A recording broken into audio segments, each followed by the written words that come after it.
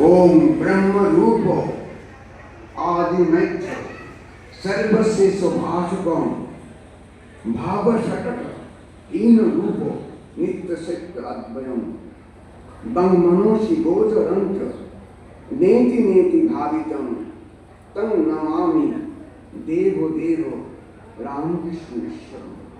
ओम तमेव माता च पिता तमेव तमेव बंधुश्च सखा तमेव तमेव विद्या द्रव्यम तमेव तमस्वरम।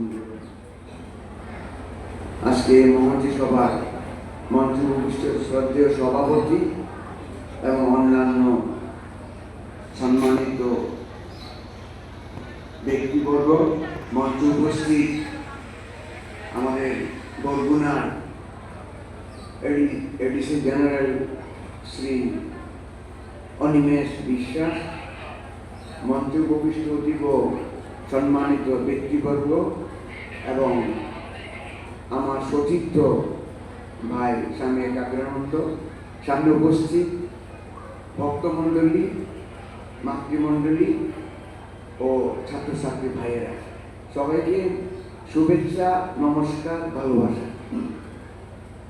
এতক্ষণ ধরে আমরা অনেক রকম কথা শুনলাম, আমিষ নিরামিষ, আস্তিক নাস্তিক, বিভিন্ন ধরনের কথা শুনলাম। কথা বলতে গেলে আর শেষ নেই। একটা গানে আছে, বিচারে বিচারে বাড়ে অসারতা, একটা বড় সুন্দর গান, অতুল প্রসাদের গান, যে বিচারে বিচারে বাড়ে অসারতা। বেশি বিচার করতে গেলে ঝামেলা হয়ে যায়। আমরা আরম্ভ করব প্রথম থেকেই যে আসলে ধর্ম এবং বিশ্বাস অবিশ্বাস নিয়ে। ধরুন এই সুন্দর পৃথিবী, বলে মহারাজ সুন্দর বলছেন কেন? এত ঝগড়া ঝাঁটি, এত বিবাদ, এত যুদ্ধ বিগ্রহ, সুন্দর বলছেন কেন? না, দেখুন নিত্য সুন্দর একটা পদ্মফুল ফুটছে,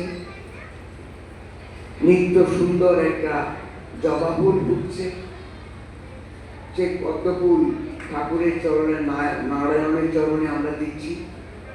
সে জবা ফুল, সুন্দর জবা ফুল মার চরণে দিচ্ছি। সুন্দর পাখি গাইছে, বসন্ত আসছে, কোকিল সুন্দর গান করছে, সুন্দর ফুল।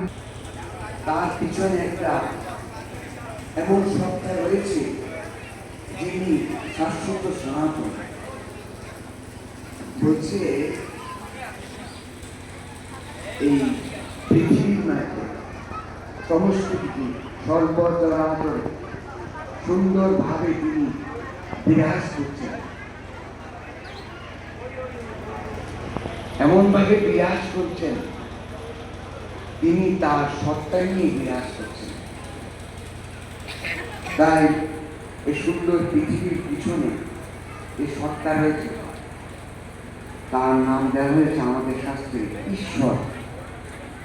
ঈশ্বর থেকে এসছে, the person control over everything, Almighty omnipresent। এই সুন্দর সত্তার নাম দেওয়া আছে আমাদের শাস্ত্রে ঈশ্বর। ঈশ্বরের অর্থ হল the person control over everything, Almighty omnipresent, সর্বজ্ঞ, সর্ববিদ, অন্তর্যামী। তিনি বিশেষভাবে সব জানেন, বিশেষভাবে সব পরিচালনা করছেন, অন্তর্যামী হিসাবে তিনি বিরাজ করছেন। এর মধ্যে একটা সুন্দর কথা মনে পড়েছে, স্বামী বিবেকানন্দ যখন বিদেশ গেছিলেন, তখন একদল পণ্ডিত, বিজ্ঞানী, দার্শনিক, এরা সব এসেছে। এসে বলছে, স্বামীজি আপনার সঙ্গে আমরা কিছু কথা বলতে চাই। বলছি ভালো কথা, ঠিক আছে, অপেক্ষা করুন, আমি আসছি, কথা বলুন। তো 5 মিনিট পরে স্বামীজি আসলেন। ধরেন 30-35 জন ব্যক্তি, তার মধ্যে বিজ্ঞানী আছে, দার্শনিক আছে, ডাক্তার আছে, সাহিত্যিক আছে, বিভিন্ন সমাজ সেবক আছে, সমাজ সংস্কারক আছে, সবাই আছে। বলছে স্বামীজি আপনি যে এই 17 দিন বক্তৃতা দিলেন, 17 দিনের বক্তৃতাতে ঈশ্বর ঈশ্বর গড গড বললেন, আমরা এসব মানি না। যে ঈশ্বর ঈশ্বর গড গড বললেন, আমরা এসব মানি না। তো কি মানেন আপনারা? বলছে আমরা মানি এই সমস্ত জগৎটা, পৃথিবীটা একটা chemical combination, permutation and combination, nothing but chemical permutation and combination. তখন শান্তি বলল, no, there is a positive power from this universe came. There is a positive power of energy from this universe came. একটা চৈতন্য শক্তি, একটা positive শক্তি আছে। Out of nothing something cannot be created. Out of nothing something cannot be created. There is a positive power or energy from this universe. একটা মহাশক্তি আছে, শূন্য থেকে কিছু আসে না, শূন্য থেকে কিছু সৃষ্টি হয় না, তার পেছনে একটা মহাশক্তি রয়েছে। আপনারা আজকে বিশ্বাস না করতে পারেন, 10 দিন পরে হলো, 10 বছর পরে হলো বিশ্বাস করতে হবে। কারণ out of nothing something can not be created. তিনি উপমা দিলেন, বলছেন আমার এই কোটটা, প্রথমে একটা তুলা গাছ ছিল, তুলা গাছ থেকে সুতা হলো, সুতা থেকে কোটের কাপড় হলো, কোটের কাপড় থেকে কোট হলো, এই কোটটা আমি গায়ে দিয়েছি। তদ্রুপ এই পৃথিবী যখন আপনারা দেখছেন, এর পিছনে একটা সত্তা রয়েছে। তাই এই সত্তাকে বিশ্বাস করি আর না করি, তিনি আছেন। সূর্যকে গালি দিলেও আলো দেবে, সূর্যকে বিশ্বাস না করলেও আলো দেবে, সূর্যকে ভালোবাসলেও সূর্য আলো দেবে। সৎস্বরূপ, তাই ঈশ্বর সৎস্বরূপ। তিনি থাকবেন, তিনি ছিলেন, তিনি আছেন, তিনি থাকবেন। এটার কোনো ডিগ্রেডেশন নাই। তাই তাকে বলা হচ্ছে তিনি সত্য স্বরূপ। গতকালকেও ছিল, আজকেও আছে, কালকেও থাকে। তাই স্বামীজির কথায় ওনারা একদম স্টনিক হয়ে গেছে, থক হয়ে গেছে, আর কোনো কথা বলে না। তাকে স্বামীজিকে শ্রদ্ধা ভক্তি জানিয়ে বানিয়ে চলে। এইগুলো ব্যাপার। এই ঈশ্বর খুব করুণাময়, আবার খুব দয়াময়, খুব প্রেমময়। তিনি দেখছেন আমি এই জগৎ সৃষ্টি করেছি, এই জীব সৃষ্টি করেছি, কিন্তু তারা তো যার জন্য সৃষ্টি করেছি তারা তো সেই কাজ করছে না। যে গর্বে ছিলাম, যোগে ছিলাম, ধাত্রীতে কেটেছে নারী, মায়ার বন্ধন কাটি কিসে। গর্বে ছিলাম, যোগে ছিলাম, ধাত্রীতে কেটেছে নারী, মায়ার বন্ধন কাটি কিসে। তাই এই মায়া সাগরের মধ্যে এসে, মহাসাগরের মধ্যে এসে আমরা হাবুডুবু কাটছি। আমরা বুঝতে পারছি না কি করবো না করবো, কি করা ভালো, কি করা ভালো না। তাই ঈশ্বর দয়াময়, প্রেমময়, কৃপাময়, কল্পতরু। তখন তিনি যুগে যুগে যুগে যুগে অবতীর্ণ হন। আমাদের ভাব দেখে, আমাদের অবস্থা দেখে, আমাদের করুণ অবস্থা দেখে তিনি যুগে যুগে অবতীর্ণ হন। তাই এই প্রায় 200 বছর আগে এসছেন ভগবান শ্রীরামকৃষ্ণ। এখন বলতে পারেন মহারাজ তাকে ভগবান বললেন, তিনি নিজের মুখের কথা, কতটা লক্ষণ রয়েছে। একদিন দক্ষিণেশ্বরে অনেক ভক্ত এসে বসছেন, বলছে আচ্ছা, নিজের শরীর দেখে বলছেন, তিনি আমি আর আমার বলতে পারতেন না। বলছে এইকে তোমার কেমন মনে হয়, এইকে তোমাদের কেমন মনে হয়? বলছে মহারাজের আপনার এখানে আসলে আর যেতে ইচ্ছা করে না। যখন বাড়িতে যায় তখন কখন আপনার কাছে আসবো, কখন আপনার কথা বলবো, কখন আপনার দর্শনে স্পর্শ করবো, এটাই মনে আটু পাটু করে। বলে হ্যাঁ, এর মধ্যে দুটা আছে, ভগবান এবং ভক্ত। ডাক্তারবাবুর কথা একটু শুনেছিলেন আপনারা, যে আমরা অনেকে তাকে কালী সাধক বলছি। ঠিক আছে, কিছু নেই, তাই বলছেন তিনি। শ্রীরামকৃষ্ণ ক্লিয়ার করে দিচ্ছেন, এর মধ্যে দুটা আছে, ভগবান এবং ভক্ত। শ্রীরামকৃষ্ণের প্রথম জীবন হলো সাধক ভাব, শেষের জীবন হলো অবতার ভাব। স্বামী বিবেকানন্দ আপনারা জানেন, তিনি একঈশ্বরবাদী অর্থাৎ ব্রাহ্ম সমাজের ভক্ত ছিলেন। রবীন্দ্রনাথ, দেবেন্দ্রনাথ অনেক শুনেছেন একঈশ্বরবাদ। যখনই ঠাকুরের কাছে গেছে, তিনি আর বিশ্বাস করতে পারছেন না যে ঈশ্বর আবার অবতীর্ণ হইতে পারে। কিছুদিন আগে আমি বরিশাল একটা স্মৃতি নিয়ে গেছিলাম। সেখানে ডিস্ট্রিক্ট জাজ আসছেন, এসে অনেক কথাবার্তা হলো। রবীন্দ্রনাথের ভক্ত, রবীন্দ্রনাথের কথা, নজরুলের কথা, লালনের কথা, অনেক কথা বললেন। কথা বলার পরে বললেন, মহারাজ একটা কথা বলি, মাইন্ড করবেন না, ঈশ্বর তো নিরাকার। আপনার সাকার বাপের দুর্গা পূজা, কালী পূজা, শিব পূজা, ঠাকুর পূজা, কৃষ্ণ পূজা এসব করেন কেন? নিশ্চয় ঈশ্বর নিরাকার হতে পারে, তিনি আবার সাকারও হতে পারে। গড ইজ অলমাইটি, ঈশ্বর অলমাইটি। এখানে তার অলমাইটিনেস, এখানে তার অসীমত্ব। তিনি নিরাকার, তিনি সাকার হতে পারেন। তিনি সাকার, তিনি নিরাকার হতে পারেন। এখানে তার অলমাইটিনেস। আপনারা যে শুধু নিরাকার পাবেন, এটাও ভুল। আর আমরা যে শুধু সাকার পাবেন, এটাও ভুল। তিনি সব হতে পারেন। তাকে একটা ঘুমা দিলাম, যেমন ধরুন স্যার, জল, বরফ, বাষ্প, ঠাকুরেরই কথা। জল, বরফ, বাষ্প একই জিনিস, পটেনশিয়ালি সেম, H2O। বরফ যা, জলও তা, কিন্তু বরফের একটা রূপ আছে আর জলের রূপ নাই। ততটুকু ঈশ্বর নিরাকার, সাকার, পটেনশিয়ালি সেম, কিন্তু তার ম্যানিফেস্টেশনের পার্থক্য। তাই শ্রীরামকৃষ্ণদেব বলছেন, এর মধ্যে দুটা আছে, ভক্ত এবং ভগবান। ঈশ্বরীয় রূপের মধ্যে এই রূপটা আমি দর্শন করেছি। স্বামী বিবেকানন্দ একঈশ্বরবাদের হওয়ার পরে শেষ মুহূর্তে তার মনের মধ্যে একটা চিন্তা আসলো, সন্দেহ আসলো, তিনি যদি ঠিক ঠিক ঈশ্বরের অবতার হন, তাহলে আজকে যদি বলতে পারেন, তাহলে আমি স্বীকার করব। তখন বলল, ঠাকুর শ্রীরামকৃষ্ণদেব বললেন মৃত্যু সত্যার 1 সপ্তাহ আগে, নরেন, তোর এখনো সন্দেহ,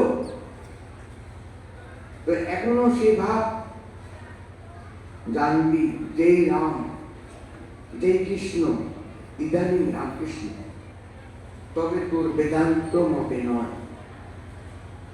বেদান্ত মত কি?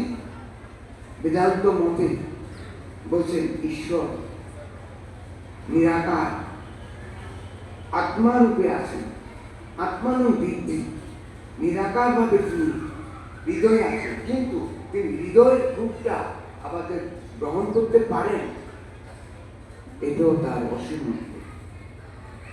তাই শ্রীরামকৃষ্ণদেব বুঝিয়ে দিলেন।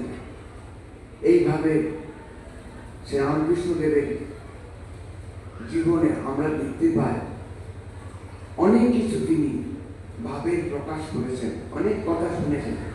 শ্রীরামকৃষ্ণ দর্শন মূলত 3টা। কি হলো? প্রথম হলো উদার ভাবের প্রচার। শ্রীরামকৃষ্ণ জীবনটা, সম্পূর্ণ জীবনটা উদার ভাবের প্রচার। আপনারা জানেন কি জানেন না জানি না, তিনি কালী পূজাও করেছেন, তিনি নামাজও পড়েছেন, তিনি যীশু খ্রিস্টের প্রার্থনা করেছেন, তিনি বুদ্ধদেবের প্রার্থনা করেছেন। তাই উদার ভাবের প্রচার। তিনি বলছেন সুন্দর কথা, যে ঈশ্বর এক, তার অনন্ত নাম, অনন্ত ভাব। ঈশ্বর এক, যে তার অনন্ত নাম, অনন্ত ভাব। সুন্দর উপমা দিচ্ছেন, বলছেন কি, যে একজন ব্যক্তি আছে, তার নাম ধরেন সুরেশ বাবু। এবং সুরেশ বাবু কেউ ডাকছে কাকা, কেউ ডাকছে মামা, বাবা, কেউ ডাকছে জামাইবাবু। সুরেশ বাবু এক, কিন্তু কেউ ডাকছে তাকে কাকা, কেউ ডাকছে তাকে মামা, কেউ ডাকছে তাকে বাবা, কেউ ডাকছে তাকে জামাইবাবু। ব্যক্তি কিন্তু এক, তাই বিভিন্ন নামে ডাকছে। তাই শ্রীরামকৃষ্ণদেব বলছেন সে সৃষ্টিকর্তা এক, কেউ ডাকছে গড, কেউ ডাকছে আল্লাহ, কেউ ডাকছে বুদ্ধ, তা উৎপত্তি নেই। কিন্তু প্রত্যেক ধর্মে ঠিক ঠিক কথা আছে, ভালো কথা আছে। আমাদের ধর্মে যেরকম আছে, অন্যান্য ধর্ম সেরকম আছে। ঠাকুর বলছেন মতো আর বুদ্ধি ভালো না, যে আমারটা ঠিক অন্যটা ঠিক না তা না। ইসলাম দর্শনে সুন্দর কথা রয়েছে, এগুলো জানতে হবে, করতে হবে। পড়াশোনা না করে একটা কমেন্ট করা ঠিক না। যে লাভম দিন আলায়াতি, যার যার ধর্ম সে করো, পরিষ্কার বলে দিচ্ছে। লাভম দিন আলায়াতি, যার যার ধর্ম সে করো। আমাদের শাস্ত্রে বলছে একদম সব বিপ্রা বহুদা জানতি, শব্দ তো এক, truth is one, says his college various name. Truth is one, says his college various name. একদম সব বিপ্রা বহুদা, এক মহাশক্তি বিচিত্র প্রকাশ, ম্যানিফেস্টেশনের পার্থক্য, কিন্তু বিভিন্ন জায়গায় তিনি প্রকাশিত হচ্ছেন। সব ধর্মেই রয়েছে সুন্দর কথা।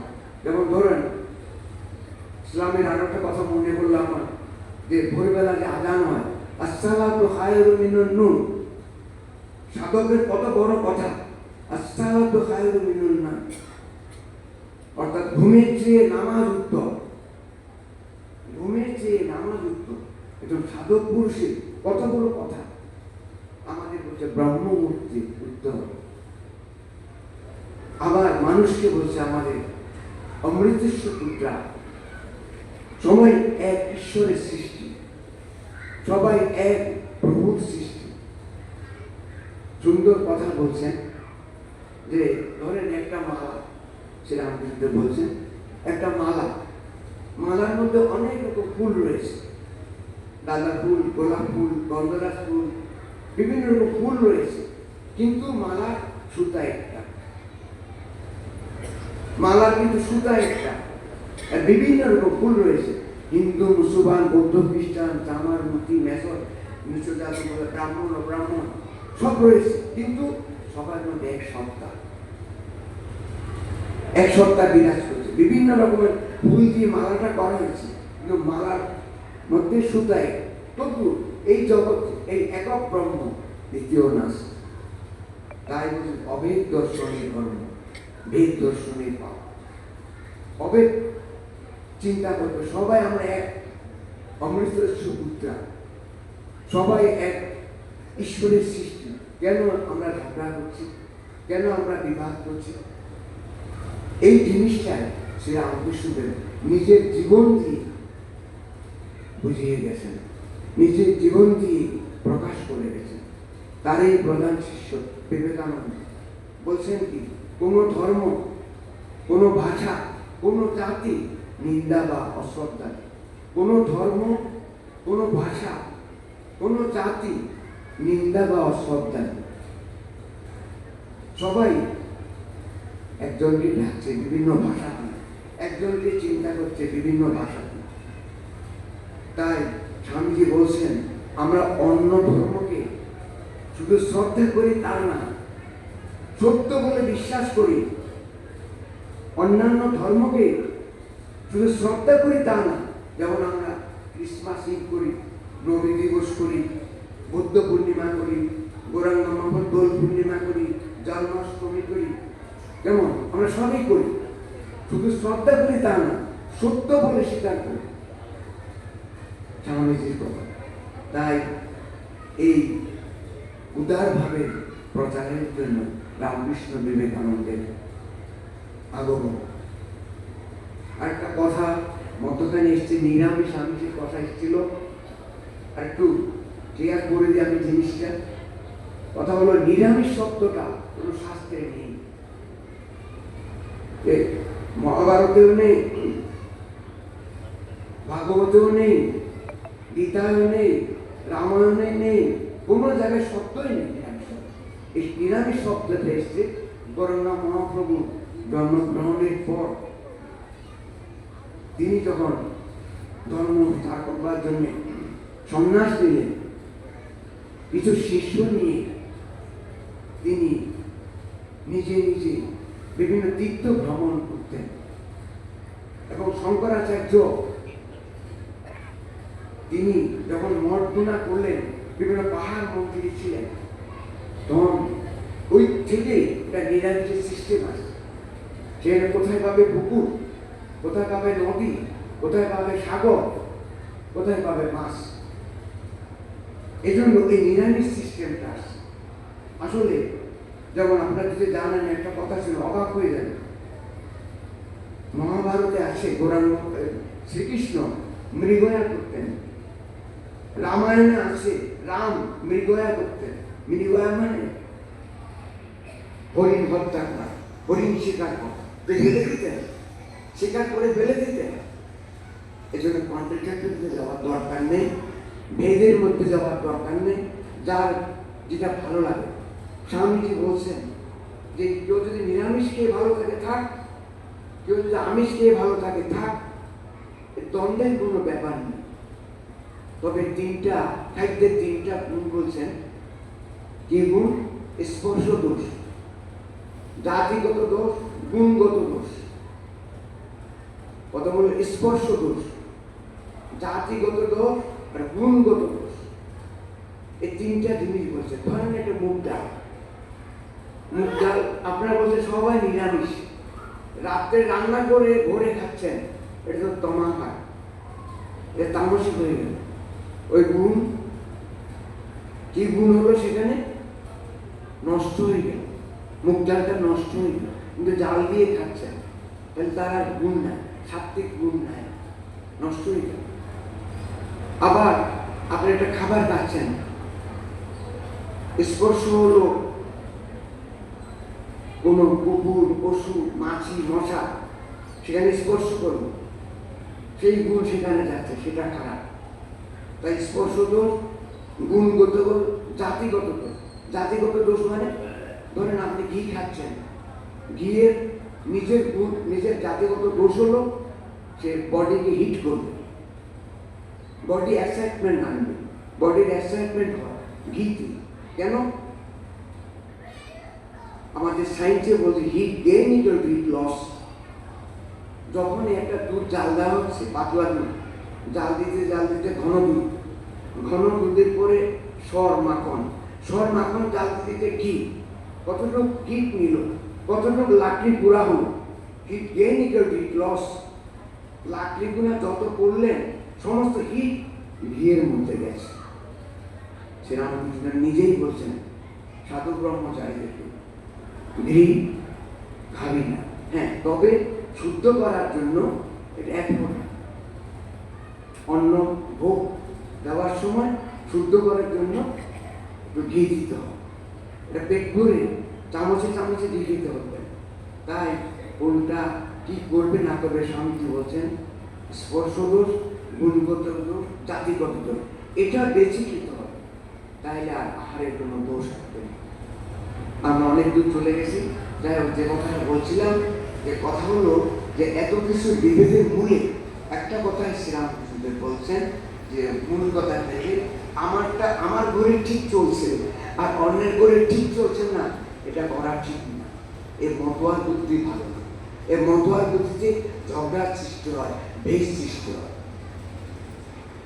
তাই শ্রীরামকৃষ্ণদেবের প্রথম দর্শন হলো উদার ভাব, দ্বিতীয় দর্শন হলো সর্বজীবে ভালোবাসা, সবাইকে ভালোবাসতে হবে। একটু আমরা শুনলাম শুধু আমার গুরু ভাই, আমার জাতি, আমার কাস্ট, আমার বাড়ির লোক, এরকম কিছু নেই। যে সর্বজীবে ভালোবাসা এমন কোনো কিছু নেই। পশু পাখি, যেমন একটা গাছ বৃক্ষ, তাকেও ভালোবাসতে হবে। অনেকে তুলসী পাতা ছিঁড়ে সন্ধ্যা করে, বেল পাতা ছিঁড়ে সন্ধ্যা করে না, সন্ধ্যার পরে বৃক্ষ ঘুমায়, তাদের অত্যাচার করতে নেই। আর ভালোবাসাটা কিভাবে আসবে? আমি শুধু মন্দিরের মধ্যে অন্নভোগ দিলাম, তারপরে পায়েস ভোগ দিলাম, ফল আদি ভোগ দিলাম, মিষ্টি দিলাম, আমার পাশের বাড়ির লোক না খেয়ে আসে, তাহলে আর সর্বভূতে ভালোবাসা হবে। স্বামীজি বলছেন এই চার দেওয়ালের মধ্যে শিব আছেন, এর বাইরে কি শিব নেই? চার দেওয়ালের মধ্যে শিব আছেন, বাইরে জ্ঞান্ত শিব আছেন।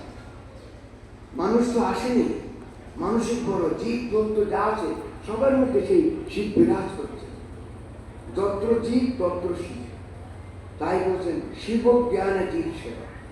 শিব জ্ঞান যদি শুধু আমরা সেবা করে যাই, তা যে কথাটা একটু আগে বলছিলাম যে মন্দির পূজা আসে গেলে ভালো কথা, এটা দরকার রয়েছে, এটা বাদ দিতে বলছি না, কিন্তু এর পরেও আমাদের কাজ রয়েছে। মন্দিরের চার দেওয়ালের বাইরেও শিব আছে, তাদেরকে সেবা দিতে হবে, তাদেরকে শুশ্রূষা করতে হবে। আমাদের শাস্ত্রে রয়েছে সুন্দর কথা, পঞ্চদানের কথা: অন্নদান, বস্ত্রদান, আরোগ্যদান, জ্ঞান দান, ধর্মদান। শুধু আমি একটু বাদ দিয়ে দিলাম তা হবে না। যার যেটা প্রয়োজন, একটা ছেলে পরীক্ষা দিতে পারছে না, পয়সা পাবে, তাকে পয়সা দিতে হবে। একটা লোক, একটা মেয়ে, একটা ব্যক্তি মেয়ে বিয়ে দিতে পারছে না, তার বস্ত্রের দরকার, বস্ত্র দিতে হবে। তার শাস্ত্রে বলছে অন্নদান, বস্ত্রদান, আরোগ্যদান, জ্ঞান দান, শেষে বলছে ধর্মদান। ধর্মদান করতে সব দিলে না। যেমন ধরুন প্রাণ কোম্পানি অথবা অমৃত পুষ্প পানি, তাদের সব আছে, তাদেরকে দিতে হবে আমাদের ধর্মদান। আর যেখানে যেটা প্রয়োজন সেখানে দিতে হবে। তাই শিব জ্ঞানে জীব সেবা। যদি আমরা শুধু সেবা করে যাই, কম্বল দিই, কাপড় দিই, চাল ডাল দিই, তা এনজিও হয়ে গেল। শিব জ্ঞানে জীব সেবা, এই পার্থক্য রয়েছে। যদি শুধু আমরা মন্দিরে ধ্যান জপ করি, শুধু উৎসব আদি করি, খিচুড়ি খাওয়া, প্রসাদ খাওয়া, তাহলে আমরা তো অর্থোডক্স হয়ে গেলাম। আমরা এনজিও না, আমরা অর্থোডক্স না, আমরা হলো serve the man as god, serve the man as god, serve the god as man, serve the god, serve the man as god. প্রত্যেক মানুষকে ঈশ্বর দেবে। Serve the man as god, serve the god through the man, serve the god through the man. মানুষের মাধ্যমে ঈশ্বরের উপাসনা করতে হবে। তাই আমাদের সেবাটা তিনি এনজিও না, অর্থ ধার্মিকও না। তাই স্বামীজি বলছেন ওয়ার্ক অ্যান্ড ওয়ার্শিপ সাইমালটেনিয়াসলি চলবে। একটা রেলগাড়ি যেমন চলে তখন দুটা লাইনে ঠিক থাকতে হবে, নাহলে গাড়ি পড়ে যাবে। আরো সুন্দর বলছেন একটা পাখি যখন উড়ে দুটা ডানায় ঠিক থাকতে হবে, নাহলে পাখিটা উঠতে পারবে না। পাখিটা উঠতে দুটা ডানারই প্রয়োজন। তদ্রুপ ওয়ার্কও চলবে, serve the man as God, and religious অ্যাফেয়ার্সও চলবে। ওয়ার্ক অ্যান্ড ওয়ার্শিপও চলবে। ধ্যান জপ, সাধন ভজন, দীক্ষা শিক্ষা সব কিছুরই দরকার আছে, পড়াশোনা সব দরকার আছে, আবার সার্ভিসও।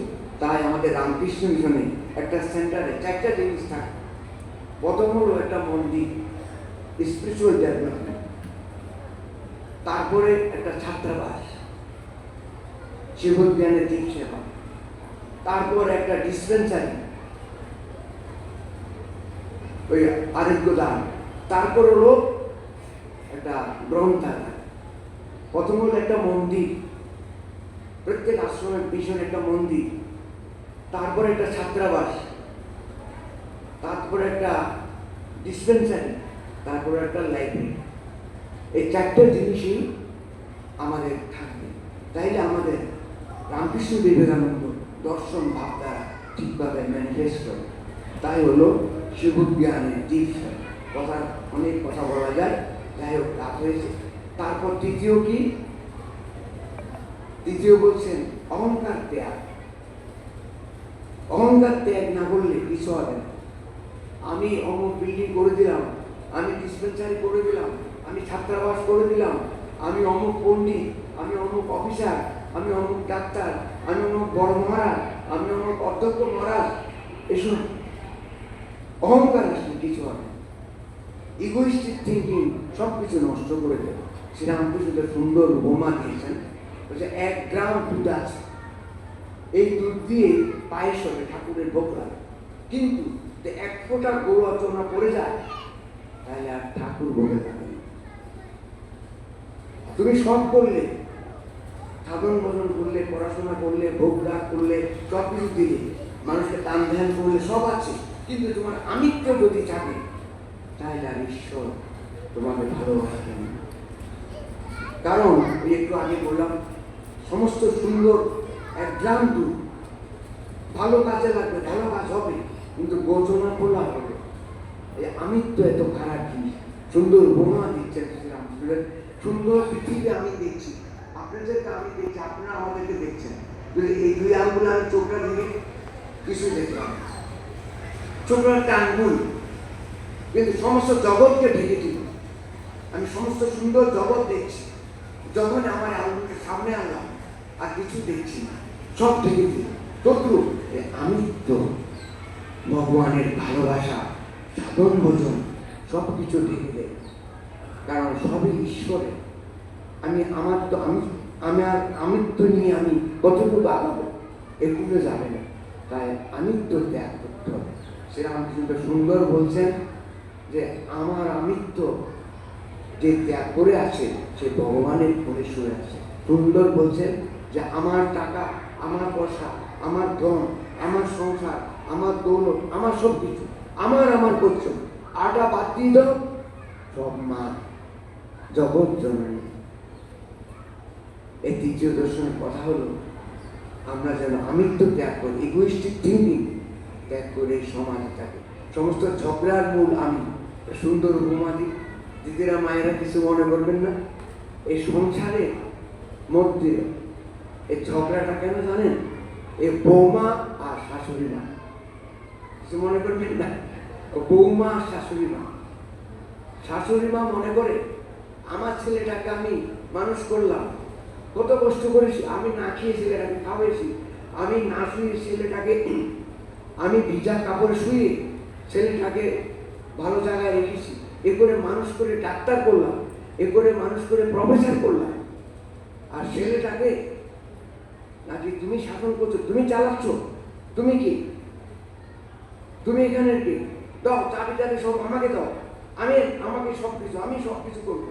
শাশুড়ি মা বলছে, তখন বৌমা বলছে কি বললেন মা, আমার স্বামী সংসারের কর্তা, আমার স্বামী টাকা আনছে, আমার স্বামী পয়সা আনছে, আমার স্বামী আপনাকে শাড়ি কিনে দিয়েছে, আমার স্বামী আপনাকে সব ব্যবস্থা করছে, তাইলে আমি এখানে সব, চাবি টাবি আমাকে দিন। এই ঝগড়া লেগে গেল। শাশুড়ি বলছে আজকে মসুর ডাল, আর বৌমা বলছে না আজকে নিরামিষ খাবার, আজকে মুগ ডাল। শাশুড়ি বলছে মসুর ডাল আমি খাবো, আর বৌমা বলছে আজকে মুগ ডাল। এর ডাল নিয়েই ঝগড়া সারাদিন, বৌমাও খায় নাই, শাশুড়িও খায় নাই। এখন ছেলে এসেছে, বলছে কি মা, বলে না খাবো না, আমি এই সংসার থেকে চলে যাবো। বলে কেন কিছে? বলে তোর ও আমি যা ইচ্ছা খারাপ করছি। আর বৌমার কাছে গেছি, বলছি কি তুমি খেলে টেলে না? বলে কি খাবো, আপনি তোমার মা যতই না মরে ততই আমার শান্তি নেই। এই হলো সংসার। ঝগড়াটা হলো বৌমার আমিত্ব আর শাশুড়ির আমিত্ব। তাই শ্রীরামকৃষ্ণ বলছেন আমিত্ব ত্যাগ করে আমার বাদ দিয়ে সংসারে থাকে। 4র্থ দর্শন কি? সত্যের প্রতিষ্ঠা। সত্যের প্রতিষ্ঠা না হলে ধর্ম হবে না।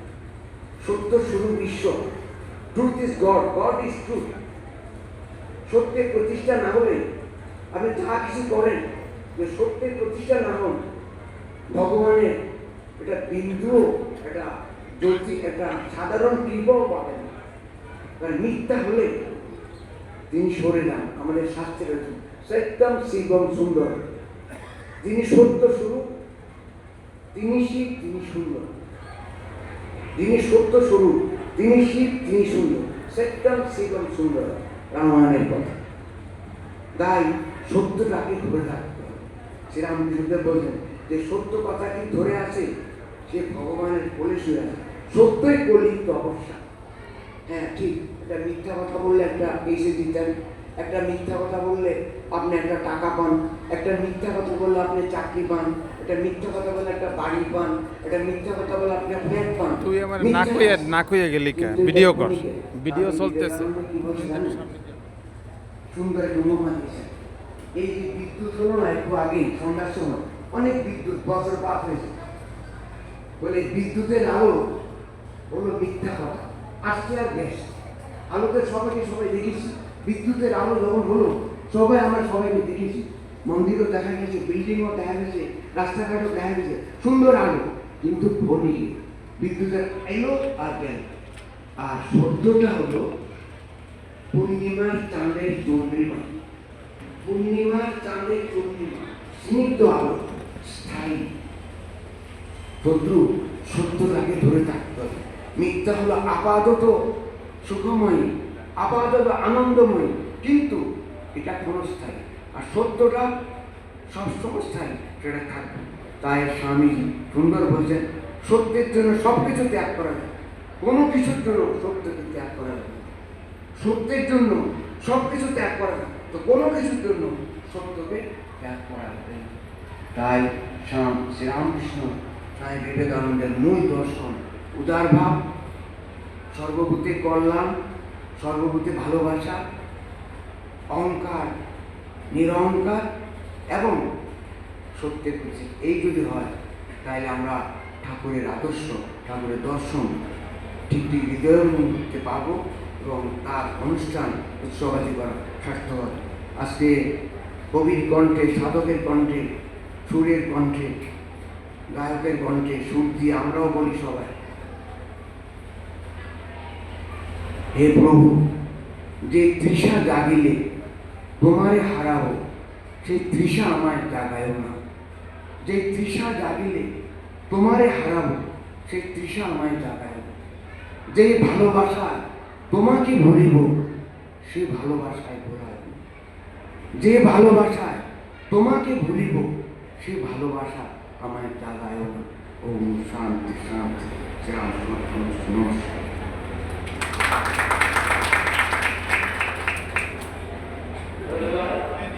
আমাদের পূজনীয় মহারাজ